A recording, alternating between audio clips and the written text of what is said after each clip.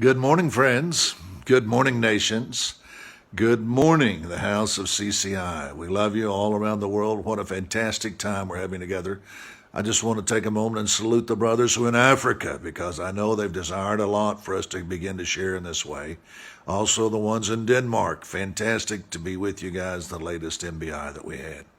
We're talking about Jehovah, the self-existent one, and the 8 names that he gave himself. The name we want to talk about right now is the name Jehovah Tsidkenu. You may not recognize that word Tsidkenu, but that is the Hebrew word for righteousness. That is the Hebrew word for righteousness. So the self-existent God who enters and keeps covenant will provide my righteousness. Now, sometimes we hear the word righteousness and we think, oh, what a beautiful word. That means that we do the right things or that we're good in our society. Well, it could mean and does mean all that in one sense. But what righteousness really is, let me get a cup here. Coffee and the word German. What righteousness really is the ability to be perfect before the law, the Old Testament law. This is what Deuteronomy 6:25 says, that I will be, well, he says, I will be your righteousness, is what we're saying here, and that is his name.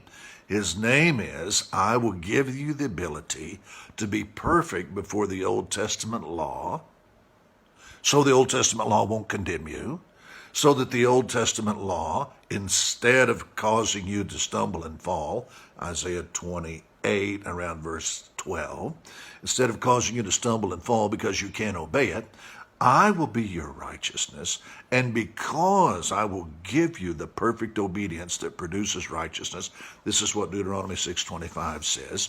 He says that when somebody has obeyed all the law, all the time, all their life, that will be their righteousness. Are you kidding me? Who can do that? That's exactly the issue. The self-existent God who enters in God's covenant will provide the righteousness that you need so that the legal consequence of being righteous, what is that? The legal consequence of being righteous is what Deuteronomy 28 says, that heaven will be open to you. Now, we're not going to go into great detail, but what you have to understand is that one of the names that God calls himself is the one who provides my righteousness. Jehovah Tsidkenu. Wow. Another word here that we want to talk about today is the compound name Jehovah Makedesh. Jehovah Makedesh is a wonderful word, and it means the Lord who sanctifies. Sanctify, the root word in the word sanctify, is set apart. Now, the easiest way for you to understand sanctification is to look at my wife, Fonda. My wife has set herself apart. Love is what caused her to do it. She is in love and fascinated with me. Wonderful. And so because of this, though, she has separated her life unto me. This is not something that is not a rule. It's not something that she has to do. It is something that she has chosen to do. There are many things that are good, and this is not saying that something is good or bad. It's just saying because of love, she has chosen to set herself apart to me. And love has given her, in the natural sense, the ability to do this. And so I like to use this word fascination. She is fascinated. In other words, we are in love, and her love has caused her to live her life, in a certain sense, unto me and unto our family. Now, that is a good place for us to begin to understand sanctification. Because of what has happened, because of who this self-existent God is, because of this covetousness, because of this new dimension of righteousness, of a provision that is so great that we could never understand it. Because of this, what is going on? Well, the first thing that's going on is that I have this dimension that I have decided, and he has given me the ability, because of who he is, to live my life unto him. Wow.